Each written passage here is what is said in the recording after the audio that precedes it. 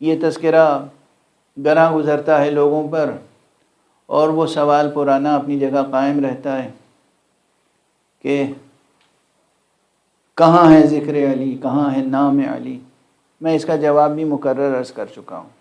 ایک چیز یاد رکھیں، پھر تازہ رہے بات ذہن میں، اس لیے عرض کر رہا ہوں، چاہے ذکر مبارک امیر المومنین علی ابن ابی طالب علیہ السلام ہو، چاہے ذکر مبارک امام حسن ہو، چاہے ذکر مبارک امام حسین ہو، چاہے ذکر مبارک امام مہدی المنتظر عجل اللہ صلی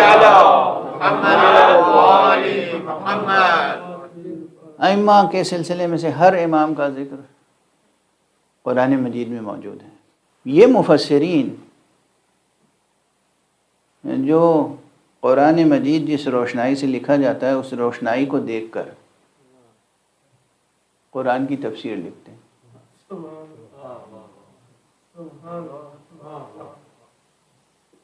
اور کیا یہ معنی قرآن کی تجلی دیکھتے ہیں؟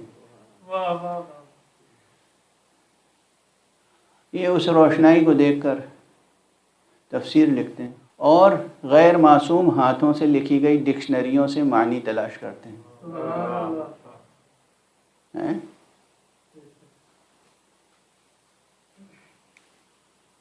یہ مفسرین نہیں سمجھ سکتے کہ کس کا تذکرہ کہاں ہے، حالانکہ خود یہ قول بہت عام ہے۔ حضرت ابن عباس سے کہ میرے اونٹ کی نکیل بھی غائب ہو جاتی ہے تو میں قرآن سے تلاش کرتا ہوں۔ فرمایا آپ، چھوٹی سے چھوٹی چیز اور بڑی سے بڑی چیز سب کا ذکر قرآن میں ہے۔ یہاں پر شک و شبہ نہیں پیدا ہوتا، چھوٹی سے چھوٹی چیز بھی قرآن میں ہے اور بڑی سے بڑی چیز بھی قرآن میں ہے۔ نہیں ہے قرآن میں تو علی۔ ابن عباس کے اونٹ کی نکیل تو قرآن سے مل جاتی ہے، مگر شتر خلافت کی نکیل نہیں ملتی۔ غور فرمائیں آپ، فضائل امیر المومنین علی ابن ابی طالب علیہ السلام نظر نہیں آتے۔ یہاں پر میں نے ایک بات عرض کی تھی اور اسے مکرر عرض کر رہا ہوں، اور آپ حضرات بھی اسے یاد رکھیے گا، دہراتے رہیے گا، آگے بڑھاتے رہیے گا۔ رسول اللہ صلی اللہ علیہ وآلہ وسلم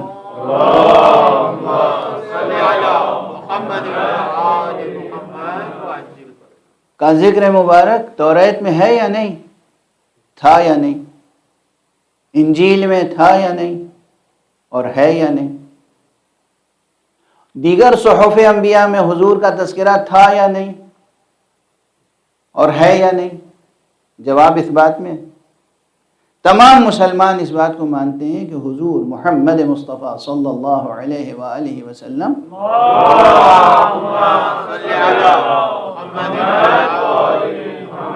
کا ذکر مبارک تمام صحف انبیاء میں تھا، تمام آسمانی کتابوں میں تھا، توریت میں تھا اور انجیل میں تھا، اور توریت اور انجیل کی تفسیر لکھنے والوں نے ان آیتوں کی اس شرح و بسط کے ساتھ تفسیر بھی لکھی تھی کہ خود قرآن کہتا ہے کہ یہ ہمارے اس پیغمبر کو اس طرح پہچانتے ہیں جیسے اپنی اولاد کو پہچانتے ہیں۔ آیت ہے قرآن کی۔ تو کیا حضور کا نسب نامہ پورا لکھا ہوا تھا توریت میں؟ پورا شجرہ نسب تھا، لفظ محمد تھا، محمد ابن عبداللہ لکھا ہوا تھا۔ خود قرآن کہتا ہے کہ مثلا انجیل میں آپ کا نام نامی محمد نہیں بلکہ احمد تھا۔ حضور علیہ الصلوۃ والسلام کا تذکرہ تمام صحف میں اور ان بڑی کتابوں میں موجود تھا اور موجود ہے، اور اسی لیے جو صحیح الفکر تھے ان کے درمیان وہ حضور کو پہچانتے تھے، جانتے تھے، اور پہچاننے اور جاننے میں کوئی دقت نہ تھی۔ لیکن جو گمراہ ہو گئے تھے، جن کے قلب ٹیڑھے ہو گئے تھے، دل ٹیڑھے ہو گئے تھے، کج ہو گئے تھے، وہ نہیں ماننے کے لیے تیار تھے۔ جس اسلوب میں پیغمبر کا ذکر قبل کی کتابوں میں تھا، اسی اسلوب میں علی سے مہدی تک تمام ائمہ کا ذکر قرآن مجید میں موجود ہے۔ ان فریزز کو سمجھنے کی ضرورت ہے، ان ایکسپریشنز کو سمجھنے کی ضرورت ہے، ان تعبیرات الہیہ، تعبیرات قرآنیہ کو سمجھنے کی ضرورت ہے، صحیح تفسیر، صحیح ترجمانی، صحیح تعویل تک پہنچنے کی ضرورت ہے۔ اور میں عرض کرتا ہوں کہ حضرت امیر المومنین علی ابن ابی طالب علیہ السلام کے فضائل، مناقب اور آپ کے تذکرے، یہاں تک کہ تاریخی واقعات تک کو قرآن مجید نے عجیب اسلوب میں محفوظ کر دیا ہے۔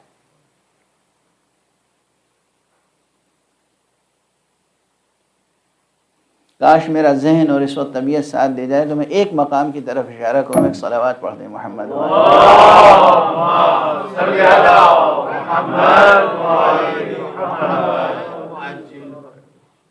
عام طور پر حضرات تاریخی مسائل میں الجھے رہتے ہیں، اور میں عرض کر چکا ہوں اس سے پہلے بہت تفصیل سے بعض تقریروں میں کہ اسلام کی تاریخ بطور خاص جن لوگوں نے لکھی انہوں نے قرآن مجید کو سامنے رکھ کے نہیں لکھی، اس لیے تاریخی بیانات میں بہت سے اختلافات واقع ہو گئے، بہت سی باتیں خلاف حقیقت آ گئیں۔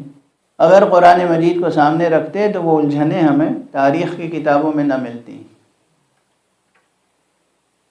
جو آج موجود ہیں، اور جتنے زیادہ سے زیادہ اختلافات مسلمانوں کے درمیان میں ہیں وہ غلط تاریخی بیانات کی بنا پر، اور یہ تو خود نبی کریم صلی اللہ علیہ وآلہ وسلم